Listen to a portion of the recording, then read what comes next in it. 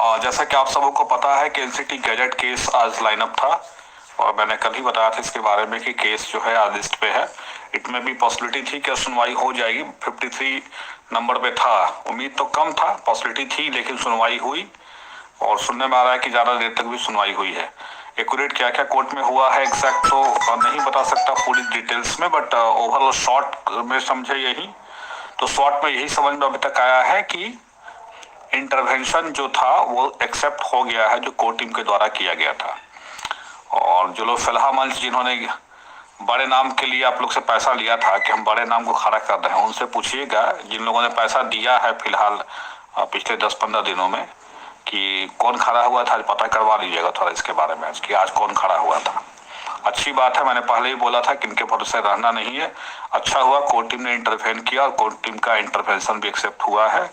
और जैसा बात हुई है ऐसे अभी एग्जैक्ट उनके एडवोकेट से बात होगी तब पूरी तरह से 100% श्योर कहूंगा। लेकिन जो न्यूज है, जो वहाँ जो केस डील कर रहे हैं जिनसे बात हुई है, उन लोग यही बता रहे हैं कि इंटरवेंशन जो है एक्सेप्ट हो गया। अच्छा खबर है हम लोग के लिए और जो लोग भी जिनका सिलेक्शन हो गया है और जो बीएड वाले हैं उनके लिए कि चलिए कोर्ट टीम का इंटरवेंशन कम से कम एक्सेप्ट हो गया। अदरवाइज जिनका इंटरवेंशन डिस्पोज है और वो अपने आप को शो करते हैं कि मेरा इंटरवेंशन एक्सेप्ट है और उसी नाम पे पैसा आप लोग से लेते हैं और बड़े नाम को खड़ा करेंगे। देख ही लिया आज कितना बड़ा नाम खड़ा हुआ है, तो सब लोग को पता चल ही गया होगा। वैसे मैंने पहले भी आप लोग को बताया था कि कोई बड़ा नाम खड़ा नहीं हो रहा है, वो सिर्फ स्टेट केस के लिए पैसा जमा किया जा रहा है और कुछ भी नहीं है। इसके लिए पैसा जमा किया जा रहा है और कुछ भी नहीं है। और रही बात हमारे स्टेट केस की, बार बार लोग कह रहे हैं कि स्टेट केस आपका लाइनअप क्यों नहीं हो रहा है, तो मैंने पहले भी बोला है और अभी भी कह रहा हूं कि जाके बेंच की जो स्थिति है वो देख लीजिए हमारे बेंच में क्या स्थिति बना हुआ है। हमारे बेंच में केवल criminal cases 70 case, 80 case, 90 case, आज 90 केस जो है लाद दिया हुआ है क्रिमिनल का। और स्टार्टिंग में ही क्रिमिनल है, सिविल को बाद में रखा है। तो जब तक ऊपर से सुनेंगे नहीं, नीचे आ ही नहीं पा रहे हैं और डेली यही हो रहा है। ऐसा सोर्सेस के थ्रू पता चला है कि मतलब ऐसा कोर्ट के द्वारा ही ऐसा किया गया है क्योंकि बेल वगैरह का जो मैटर है काफी पेंडिंग मैटर है। और आप समझ रहे हैं कि बेल जब भी होता है तो बेल में एक लिमिट है, हर कोर्ट का एक जरिस्डिक्शन बना हुआ है कि कितना तक का बेल कहाँ, कौन से किस अपराध के लिए कौन सा कोर्ट जो है बेल दे सकता है। तो मान लीजिए कोई बड़ा अपराध है, उसको देने में सक्षम जिला कोर्ट नहीं है, तो फिर आप ऑब्वियस हाई कोर्ट आएंगे तो उससे टाइम लगता ही लगता है। तो इस कारण से बेल की संख्या, बेल वाले केसेस की संख्या बहुत ज्यादा हो गई है। समझिए कि एक तरह से bail cases, pending bail cases की बाढ़ है। ऐसे रीट केसेस की भी अगर हम बात करें तो केवल 2021 में अब तक 20,000 से ऊपर रीट केसेस हो चुके हैं। लेकिन 20,000 से ऊपर रीट केसेस हुए, सुनवाई कितनी हो पा रही है आप भी खुद देख रहे हैं। 20,000 केसेस, मैं खुद कह रहा हूँ, अब जाके चेक भी कर लीजिएगा, पता भी करवा लीजिएगा। 20,000 केसेस से ऊपर केस हुए हैं केवल रीट का। क्रिमिनल केस अलग है, तो क्रिमिनल केस उससे भी ज्यादा ही होगा, कम नहीं होगा, क्योंकि क्रिमिनल में तो और ज्यादा रहता है। तो इस कारण से जो है क्रिमिनल केसेस ज्यादा आने की वजह से हमारी सुनवाई नहीं हो पा रही है। एक और भी रीजन था कि जो हमने बताया था आपको कि मेरिट की तरफ से एक लोग और भी केस कर रहे हैं, तो उनका भी केस फाइल हो गया है, उनका भी केस नंबर मिल गया है। हो सकता है उनका भी 1-2 दिन में केस टैग हो जाए, लेकिन सुनवाई जल्दी हो इसके लिए हमें जल्दीबाजी, कहने का मतलब है कि अगर हम चाहें कि जल्दीबाजी करें अपने स्तर से, हमारी तरफ से जल्दीबाजी है, लेकिन समझिए कोर्ट की तरफ से ऐसा कुछ नहीं हो रहा है। हाँ, अगर वो सिविल सुनेंगे, जैसा पहले आप देखते होंगे सिविल पहले सुना जा रहा था, तो हम लोग का केस 55 पे था, 55 से फिर 50 हुआ, 45 हुआ, 29 तक हम लोग का केस गया था। लेकिन अब अपना बैड लक कहिए कि उसके बाद से कुछ ऐसा आदेश निकला कि नहीं, क्रिमिनल केसेस सारे सुने जाने हैं, तो क्रिमिनल केसेस सारे सुने गए और इस कारण से जो है आपको नहीं हो पा रहा था। यही कारण है कि दिक्कत थोड़ा सा है, बट ओवरऑल हम लोग देख रहे हैं, उम्मीद करिए कि जल्दी सुनवाई हो जाएगी। बट हमें नहीं लगता कि इस साल में सुनवाई अब हमें नहीं लग रहा है। अच्छा, एक बात और कहना है कि बार बार लोग कहते थे कि रीट केसेस है, जल्दी टेकअप नहीं होता है, इस कारण से तो पीआईएल केसेस किया गया था कि जल्दी टेकअप हो पाएगा, लेकिन पीआईएल केस भी टेकअप नहीं है, लिस्ट पे आके पीआईएल केस भी बाहर हो गया है। हम तो चाहते हैं चाहे कोई केस हो, चाहे रीट हो, चाहे पीआईएल हो, किसी भी केस की सुनवाई हो जाए, हम लोग यही चाह रहे हैं। हमें ये नहीं है कि हाँ भाई हमको कोई सरे लेना है कि हम सरे ले रहे हैं। जैसे एक हमारे हैं जो आपको बताए थे, आपको उनके बारे में तो सब लोग जान ही रहे हैं, उनका परिचय मैं क्या दूंगा, वो तो परिचय का मोहताज है नहीं। एग्जाम रद्द कराने में उन्हीं का हाथ था, पता ही होगा आप लोग को। आगे भी अब एग्जाम बचाने के लिए अब आए हुए हैं मसीहा बन के। हम लोग तो चाह रहे हैं कि भाई बचा लो एग्जाम, हम लोग तो खुद चाह रहे हैं कि अपने केस की सुनवाई करवा लो भाई, PIL ही है, लेकिन उनका भी केस नहीं हो पा रहा है। अब सुनवाई, अब देखना है कब तक उनके केस का सुनवाई हो पाता है। हम लोग तो यही चाह रहे हैं कि जल्दी से जल्दी सुनवाई हो जाए, लेकिन हाँ PIL मैटर है। उम्मीद करिए कि कहीं उनका केस कल टेकअप हो जाए, कल फ्राइडे है, शुभकामना है। हम तो खुद चाह भी रहे हैं उनके केस की सुनवाई हो, भले ही वो आके दिन भर में 100 बार गाली हमको दे। उससे लोग हमको फोन करते हैं कि आपके बारे में गाली देता है ऐसे वैसे। हम कल उसका वही काम ही बच गया, दूसरा कुछ कर सकता है नहीं उसके अलावा। तो देने दीजिए गाली, कोई फर्क नहीं पड़ता हमको गाली देने से। गाली हमारे शरीर में लगने वाला नहीं है, गाली उसी को लौट के वापस हो जाएगा। और वो गाली बताता है कि उसके क्या संस्कार हैं, उसको अपना संस्कार दिखा देता है। तो वही कहना है कि गाली गलौज करने से कोई फायदा होने वाला नहीं। ज्यादा बेहतर होगा PIL केस पे फोकस करो, अपने केस की सुनवाई करवा लो, ज्यादा बेहतर है। रही बात अपॉइंटमेंट की, बार बार आप लोग को मैं एक बात समझा रहा हूं कि इस विज्ञापन से आप अपॉइंटमेंट की मांग नहीं कर सकते हैं। क्यों नहीं कर सकते हैं? अमीन वाला केस का हाल देख चुके हैं आप लोग। अमीन वाले केस में क्या हुआ था? सर्विस रूल के अगेंस्ट विज्ञापन था। सर्विस रूल में कंडीशन कुछ और है, विज्ञापन में कंडीशन कुछ और है, और इस कारण से अमीन का विज्ञापन रद्द हो गया। तो इसी कारण से हम कह रहे हैं कि अगर हम अगर विज्ञापन से डायरेक्ट नियुक्ति की मांग अपने केस में करेंगे तो हमारा केस में कोई दम ही नहीं बचेगा, क्योंकि सर्विस रूल के अगेंस्ट हो जाएगा।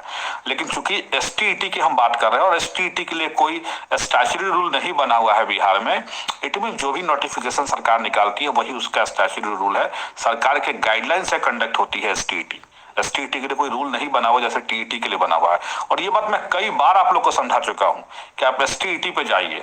अब तो क्या, तो 11 वाले आ रहे हैं इसमें। अरे भाई 11 वाले आएंगे नहीं आएंगे ये बाद का इशू है, पहले तो हमारा अपना एग्जाम का इशू है ना। एग्जाम का पहले इशू, एक इशू तो पहले सॉल्व हो लेने दीजिए। पहले एक इशू सॉल्व हुआ नहीं, दूसरा इशू को लेके कूद गए। 11 की बैठता बड़ी है तो उनकी पॉलिसी मैटर है, गवर्नमेंट ने उसको बढ़ाया है। हम 11 की बैठता को चैलेंज नहीं किए हैं। आपने देखा होगा हमारे केस में सिर्फ अपने विज्ञापन के अकॉर्डिंग रिजल्ट की बात कही गई है। अब वो 11 वाला को माथे ले रहा है कि 11 वाले की बैठता को ये लोग चुनौती दे रहे हैं, और काउंटर में भी यही बात दिया, जबकि हम लोग ऐसा कुछ भी नहीं किए हुए। हम लोग अपने काउंटर में सिर्फ ये कहे हैं कि बस हमारा जो विज्ञापन था उस विज्ञापन का वायलेशन हो रहा है, और विज्ञापन के अकॉर्डिंग आप रिजल्ट दीजिए। आपका जो ऑर्डर है वो ऑर्डर विज्ञापन को वायलेट कर रहा है। बस यही हमारा सिंपल सा प्रेयर है कि आप अपने ऑर्डर के द्वारा विज्ञापन का वायलेशन कर रहे हैं, वो नहीं होना चाहिए। बस यही हम लोग कहना चाहते हैं। इनएलिजिबल को एलिजिबल बना रहे हैं अपने आप ऑर्डर के द्वारा, यही हम लोग का मेन प्ली लिया गया है कोर्ट में। NCT के केस के बारे में तो बता तो दिया गया यार कि NCT केस 6 दिसंबर को, अब 6 जनवरी को अगली सुनवाई होगी। और आज कोर्ट में ज्यादा कुछ नहीं हुआ है जहां तक मेरी जानकारी है। इंटरवेंशन जो था कोर्ट टीम का वो एक्सेप्ट हुआ है, और जो पहले का इंटरवेंशन ऑलरेडी फैला मंच का इंटरवेंशन खारिज था, लेकिन पैसा लिया गया था कि बड़े लोग को हम खड़ा करेंगे बीएड के लिए। तो हम ही हैं, पूरे भारत में का बीएड तो हम ही को जानता है। पूरे भारत के बीएड का ठेका लेकर बैठे हुए हैं। बिहार का बीएड संभल नहीं रहा है, पूरा भारत का बीएड का ठेका लेकर बैठ गया है।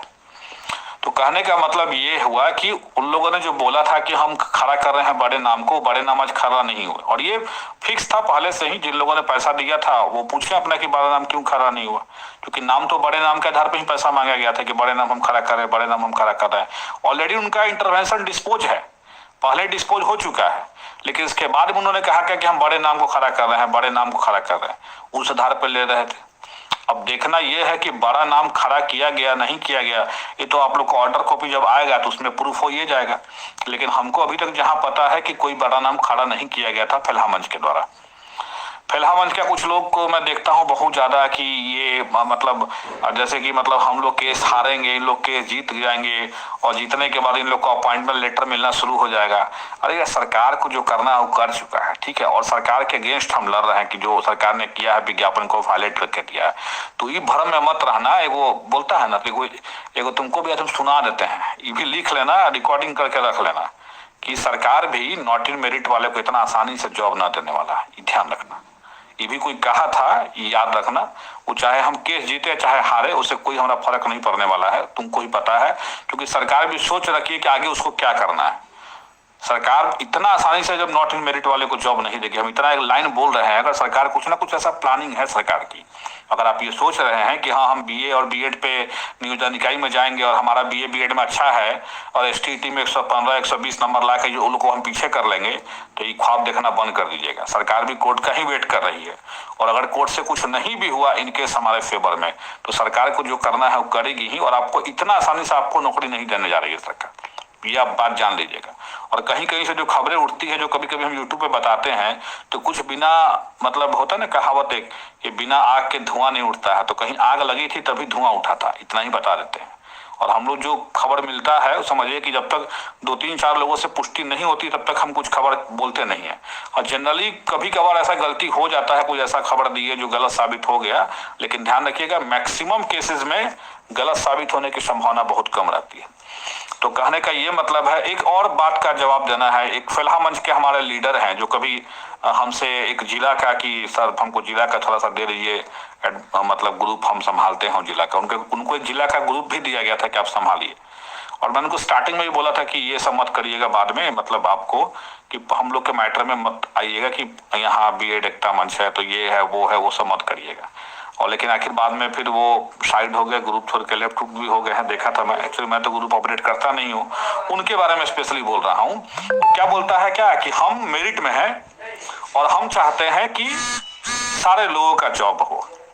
भाई हम भी चाहते हैं कि सारे लोग का जॉब हो, और हम तो चाहते हैं कि सारे लोग का क्या, हम तो चाहते हैं कि जितना लोग फॉर्म भरा था 2,47,000 सब कोई का जॉब हो जाए। 3.5 लाख पोस्ट बिहार में खाली है यार, और 2.5 लाख सीट सरकार निकाल दे और सबको जॉब दे दे तो हमें क्या आपत्ति है। लेकिन सरकार अगर कहेगी कि 37,000 ही सीट निकालेंगे, सामाजिक विज्ञान में कहेगी कि 6,000 5,000 5,500 ही सीट निकालेंगे और इतने लोग को हम मौका देंगे, तब तक तो यार आपत्ति रहेगा ना। हम फिजिक्स से पास नहीं है, फिजिक्स में जितना सीट है उससे कम लड़का उतना लड़का परीक्षा भी नहीं दिया था, पता कर लीजिएगा। और वो बंदा बोलता है कि अपने आप को कि हम मेरिट में हैं और हम चाहते हैं कि सबकी जॉब हो। इसलिए तुम चाहते हो ना, क्योंकि तुम जितना सीट तुम्हारा है 1,500 सीट है, पता चला था कि 2,200 लड़का बैठा था केवल परीक्षा में। तो 1,500 सीट पे 2,200 लड़का में तू मेरिट में आ गया तो तू सबका शुभचिंतक हो गया, और अपने आप को शो कर रहा है कि सबका हम शुभचिंतक हैं। और जो लोग 65,000 लड़का के बीच में कॉम्पीट करा और तब वो मेरिट में आया, तो उसको मतलब समझ में कुछ नहीं आ रहा है। मतलब आप क्यों, वो भी मैथ में देखिए वो भी नॉट इन मेरिट में है, फिजिक्स में तो बेचारा आ गया है मेरिट में, इसलिए आ गया है कि समझ ही रहे हैं क्यों आ गया। 1,500 सीट है, 3,000 लड़का बैठा था परीक्षा में, इस कारण से वो आ गया। यानी तो वहां भी अगर कंपटीशन हम लोग की तरफ रहता सोशल साइंस की तरह, तो फिर वो भी कहाँ रहता पता नहीं चलता। और जब भी जान लीजिए, जब भी लड़ाई हुई है, इतिहास उठा कर देख लीजिएगा, सोशल साइंस वाला लड़का ही लड़ाई लड़ा है कभी भी, और वो ही लड़ेगा आगे में, क्योंकि उसको पता है कि उसके जॉब की इनसिक्योरिटी सबसे ज्यादा है। और जब तक सिक्योरिटी नहीं होगी तब तक लड़ाई रुकने वाली नहीं है किसी के समझाने से, और किसी के दबाव में हम लोग झुकने वाले भी नहीं है, बता देते हैं स्पष्ट रूप से।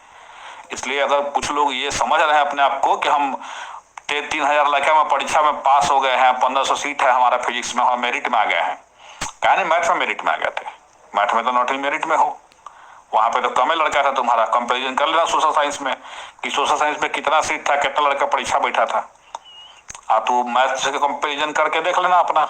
लेकिन तू मैथ में नॉट इन मेरिट चला गया, अब फिजिक्स में तू मेरिट में हो, पता है हमको।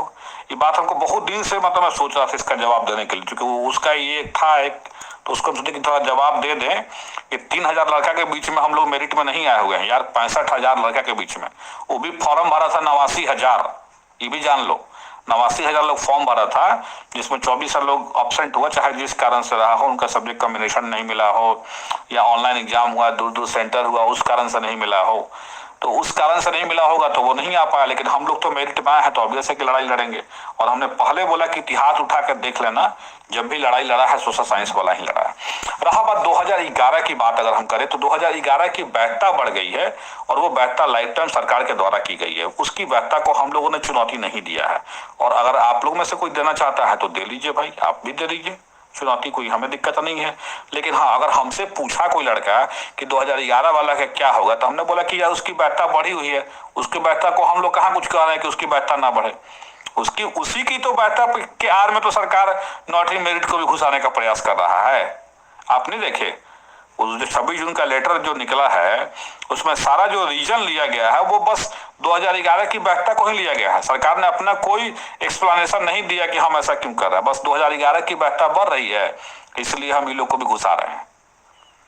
इसलिए 2011 की वैधता को हमने कभी नहीं कहा कि उनकी वैधता नहीं बढ़नी चाहिए या कुछ भी, क्योंकि सरकार ने जब निर्णय लिया है, पहली बात।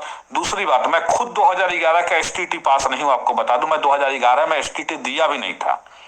और ये कारण ये था कि 2011 का जो एसटीटी हुआ था वो बाद में हुआ था और सेम डेट पे मेरा पीओ का एग्जामिनेशन था लखनऊ में।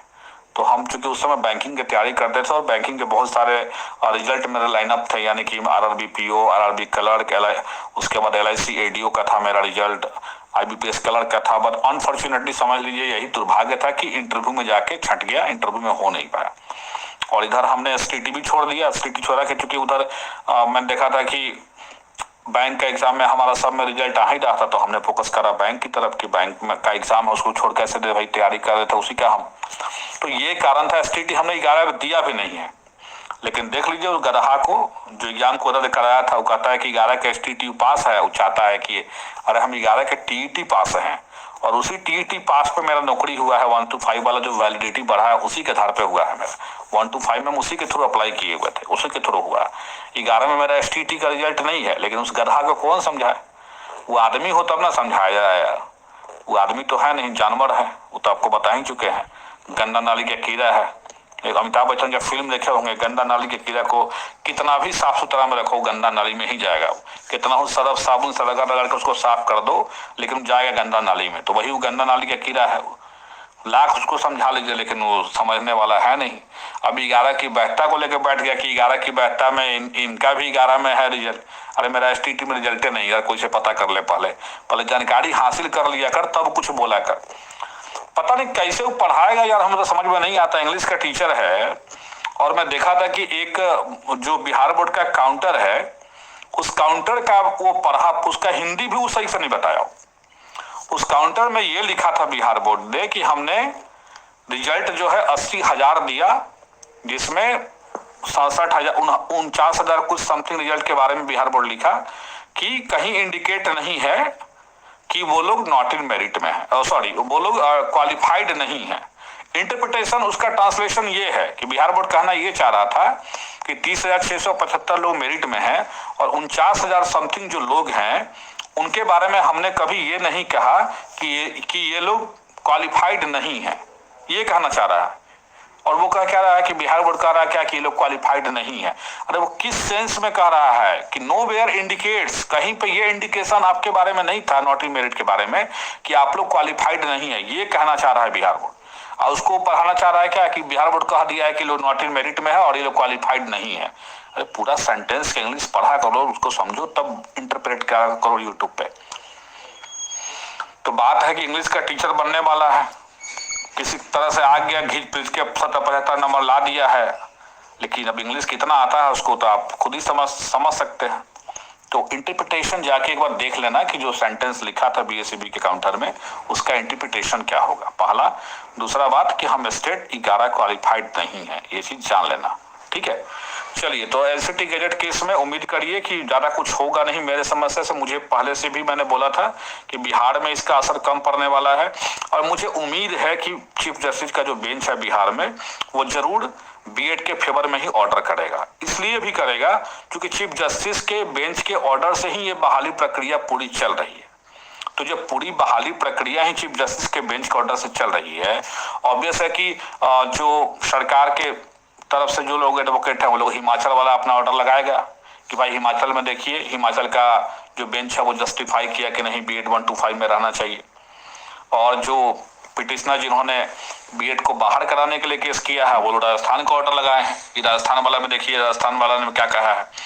लेकिन ओवरऑल मुझे जैसा लग रहा है कि यहाँ का जो बेंच है वो ओवरऑल बीएड की तरफ ही जाएगा, क्योंकि उनको भी पता है कि ये बहाली कितना दिन से पेंडिंग था और खुद चीफ जस्टिस के आदेश के द्वारा ही यह बहाली प्रक्रिया शुरू हुई है। इसलिए मुझे लगता है कि वो बहाली प्रक्रिया में किसी तरह का ब्रेक लगाया जाएगा चीफ जस्टिस के बेंच के द्वारा। उम्मीद करिए कि जो भी होगा पॉजिटिव होगा, नेगेटिव नहीं होगा, बीएड वालों के लिए अच्छा ही होगा।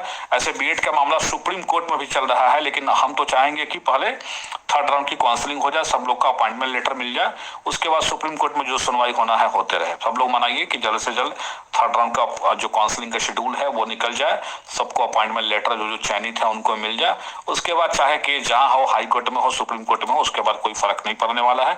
सब लोग को एक बार एक दबाव बनाना है कि थर्ड राउंड काउंसलिंग जल्दी हो और सब लोग का अपॉइंटमेंट लेटर भी निकले। उम्मीद करते हैं कि कल फ्राइडे है, कल कुछ ना कुछ सचिवालय से न्यूज निकल के आएगी कि क्या होने वाला है। सुनने में ऐसा आ रहा है कि कल थर्ड राउंड काउंसलिंग की डेट निकलने वाली है, तो देख लेते हैं थर्ड राउंड काउंसलिंग की कल डेट आती है, डेट के साथ अपॉइंटमेंट लेटर का भी डेट आ जाए भाई, कम से कम वो मेंशन करे। ऐसे उसके लिए हम लोगों ने आवेदन पहले भी विभाग में दिया था कि जब भी आप थर्ड राउंड की काउंसलिंग का डेट निकालिए, साथ साथ अपॉइंटमेंट लेटर कब बटेगा इसका भी डेट के साथ निकालिए, क्योंकि सरकार के जो कह सकते हैं आप गोदी मीडिया, उन्होंने तो चलाया था कि 5 से 15 के बीच में होगा, बट ऐसा अब दिख नहीं रहा है कि 5 से 15 के बीच में होगा। हाँ, ये हो सकता है कि 26 जनवरी का अच्छा समय है, उस डेट पे अगर सरकार स्टेप ले कि 26 जनवरी को सब लोग को हम नियुक्ति पत्र बांटेंगे तो एक अच्छा स्टेप होगा, एक अच्छा मैसेज भी जाएगा पूरे देश में कि बिहार में ऐसा ऐसा किया गया। इस तारीख को जो एक स्पेशल डे था जो 26 जनवरी, उस दिन सब लोगों को रोजगार देने के लिए सरकार ने कदम बढ़ाया। उम्मीद करते हैं सरकार भी इस दिशा में जरूर सोचेगी और कदम आगे बढ़ाएगी। धन्यवाद आपके, गुड नाइट।